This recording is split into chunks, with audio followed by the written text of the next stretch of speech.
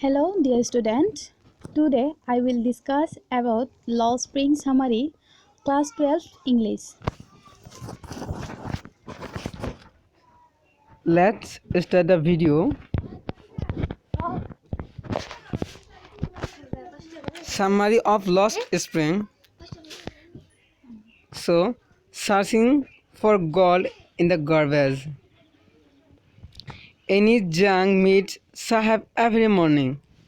Any Jange Sahaber লগত প্রত্যেক ৰাতিপুৱাই লগ কৰিছিল. He usually can be seen scrounging for gold in the garbage dumps. তেওঁ প্ৰায়ে দেখা পাইছিল যে সাহাবে গাৰ্বেজত স্ক্ৰংগিং কৰি আছিল মানে খুজি আছিল গোল্ড খুজি আছিল কিবা কিবি তাৰমানে সামগ্ৰী আৰু খুজি আছিল হি কেম ফ্ৰম ঢাকা আৰু সাহেব ক'ৰ পৰা আহিছিল ঢাকাৰ পৰা আহিছিল he does not even remember his old home আৰু সাহেবে এইটো জনা নাছিল যে তেওঁৰ অৰিজিনেল হোম ক'ত বা তেওঁৰ পুৰণি হোমটো ঘৰটো ক'ত he is not admit at school সাহেবে স্কুলত যোৱা নাছিল তাৰমানে স্কুলত তাৰমানে তাত স্কুল নাছিলে সেইকাৰণে তেওঁ কি স্কুলত যোৱা নাছিলে there is no school in his neighborhood আৰু সাহেবৰ ওচৰৰ পাজৰত কোনো ধৰণৰ স্কুলে নাছিল সেইকাৰণে সাহেবে কি স্কুললৈ যাব পৰা নাছিল Saheb-e-Alam, the full name of Saheb. Sahabor সম্পূৰ্ণ নামটো হ'ল Saheb-e-Alam. It means Lord of the Universe. আৰু যাৰ অৰ্থ নেকি হ'ল গোটেই বিশ্ব ব্ৰহ্মাণ্ডৰ গৰাকী বা মালিক. But he does not know its meaning. কিন্তু সাহেবে ইয়াৰ মিনিংটো জনা নাছিল. Roaming on the street with his friends is his regular job. সাহেবে তাৰমানে কি কৰিছিল roaming মানে ঘূৰি ফুৰিছিল on the street ৰাস্তাৰে with his friend সিহঁতৰ বন্ধুৰ লগতে he is his regular job আৰু সাহেবৰ এইটো আছিল কি ৰেগুলাৰ জব তাৰমানে সাহেবে এইটো তাৰমানে ৰেগুলাৰ কৰি সদায় এইটো কাম কৰিছিল They have an army of barefoot boys. আৰু হিয়ত আছিল কি আৰ্মি নিচিনা barefoot boys মানে কি খালি ভৰিৰে খোজ কাঢ়িছিল যে সেইকাৰণে ইহঁতক barefoot boys বুলি কোৱা হয় They can be seen working in the morning আৰু হিয়তক ৰাতিপুৱাত কাম কৰা দেখা গৈছিল They disappear in the noon আৰু হিয়তে কি নুনত মানে কি দুপৰীয়া কামটো হেক কৰিছিল মানে দুপৰীয়া ঘৰলৈ আহিছিল they are so poor that they cannot even afford shoes they are so poor হিয়ত আছিল বৰ দুখীয়া that they can't সেইকাৰণে হিয়তে কৰিব পৰা নাছিল afford shoes জোতা তাৰমানে শো মানে ইয়াত জোতাবোৰ তাৰমানে ইয়াতে সংগ্ৰহ কৰিব পৰা নাছিল কিয় পৰা নাছিল কাৰণ সাহেব বৰ দুখীয়া আছিল সেইকাৰণে okay other young boys were shoes but rag pickers like Saheb remained shoeless কিন্তু other young boys কিন্তু অন্য ল'ৰাবোৰে জোতা পিন্ধিছিল কিন্তু rag pickers দৰে remain shoeless তাৰমানে হেতু তাৰমানে শো নাছিল আৰু তাৰমানে শো যেটো পিন্ধিছিল কাৰোবাৰ মেটছে কৰা নাছিল এনেকুৱা কথা সো এটা আমি তাৰমানে কি পঢ়িলো আমি আকৌ এবাৰ ভালদৰে চাওঁ তাৰমানে সাহেবে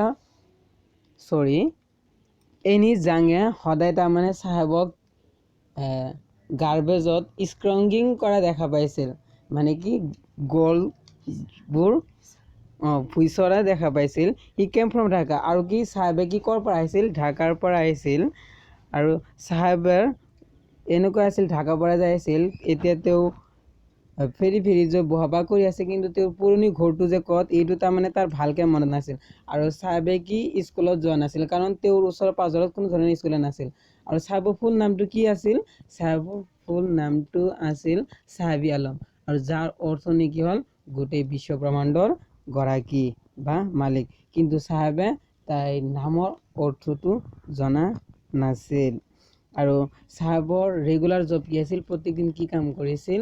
চাহাব প্ৰত্যেক দিনে ৰাতিপুৱা গাৰ্বেজত যাই কিনে গড় খুজি আছিল, মানে কি গাৰ্বেজত থকা বস্তুবোৰ এইবিলাক স্ক্ৰাউংগিং কৰি আছিল।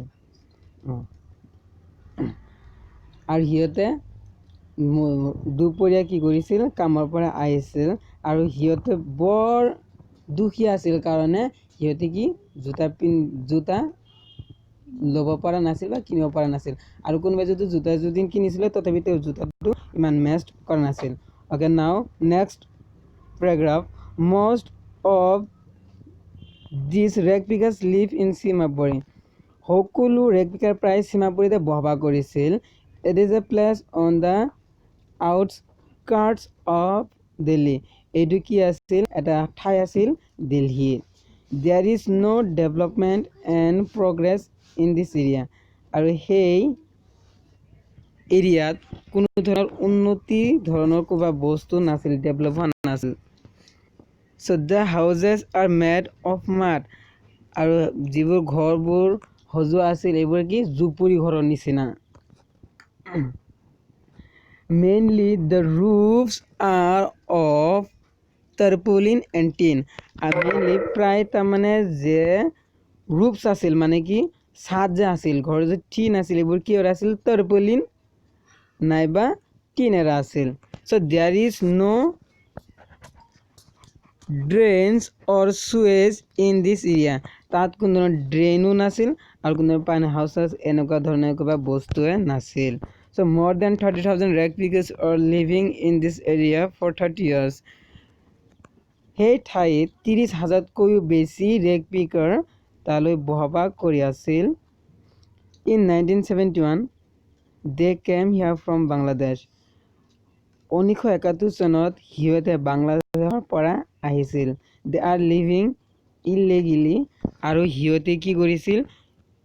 আইন অমান্য হিচাপে তাৰমানে আছিল, ইললিগেলি তাৰমানে তাত বসবাস কৰি আছিল। They do have ration cards which let them buy food. সিহঁতৰ এটা কি আছিল? ৰেচন কাৰ্ড আছিল, যাৰ দ্বাৰা নেকি সিহঁতে খাদ্য সামগ্ৰী কিনিব পাইছিল।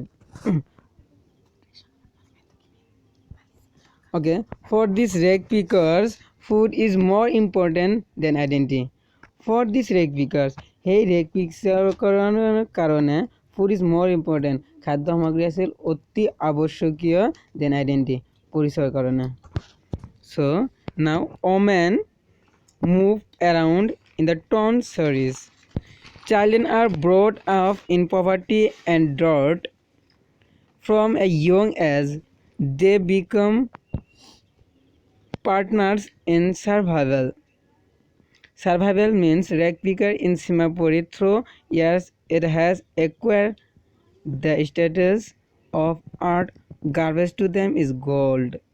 Sometimes as children find a silver coin in the garbage, there is always a hope of finding something. Garbage is wrapped in wonder for children. For elders, it is a means of survival. Summary of Lost Spring, class 12. So once morning, the author sees Sahab standing in the front of the French head gate of the club.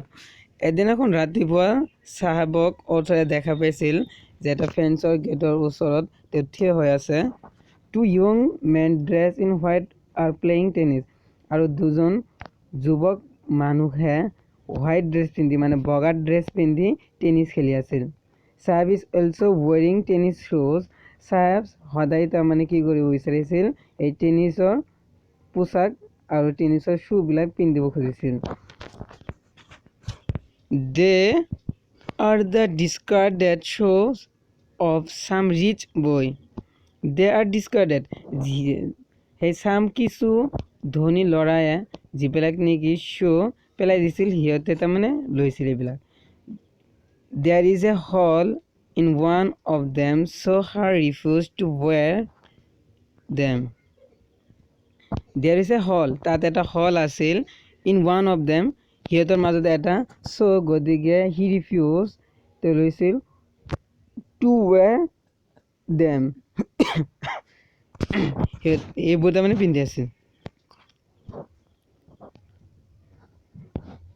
তাৰপিছত for চাহাবৰ কাৰণে even a hole in shoe is dream come true চাহাবৰ কাৰণে হলটো আছিল জোতাৰ এটা সপোন আৰু যি নেকি সঁচা হৈ আহিছিল by now Sahab started working in a tea stall কিন্তু এতিয়া চাহাবে এটা চাৰ দোকানত কাম কৰি আছিল he has been paid 800 rupees and all his meals তেওঁ এই দোকানত কাম কৰি 800 টকা মান্থলি পাইছিল আৰু দিনৰ সকলো খাদ্য এই দোকানৰ পৰাই দিয়া হৈছিল now he is no more carefree কিন্তু এতিয়া তেওঁ ইমান কেয়াৰফ্ৰী নহয় তাৰ মানে কেয়াৰফ্ৰী মিন কি নিজকে ইমান যতন নলয় so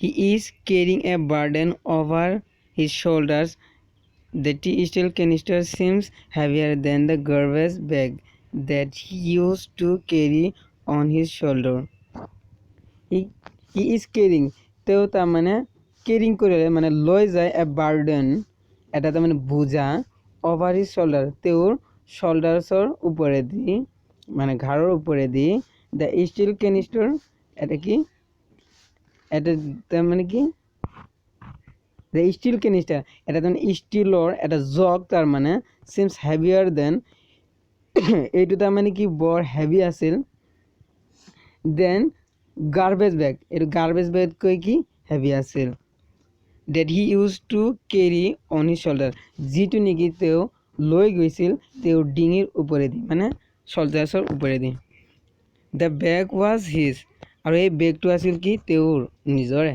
the canister belongs to the tea shop owner আৰু এই canisterটো belongs কৰিছিল tea shopৰ মালিকৰ ওচৰত দ্বাৰা Sahab is no longer his own master Sahab is no longer Sahab তাৰ মানে ইমান তাৰ বেছি সময় নাছিল তেওঁৰ নিজৰ মাষ্টাৰৰ তেওঁৰ তাৰ মানে কি তেওঁৰ নিজৰ কৰ্মৰ প্ৰতি summary of the lost spring হাৰাং হোৱা lost springৰ a short summary of lost spring class 12 now আমি next time মুকেশৰটো আলোচনা কৰিম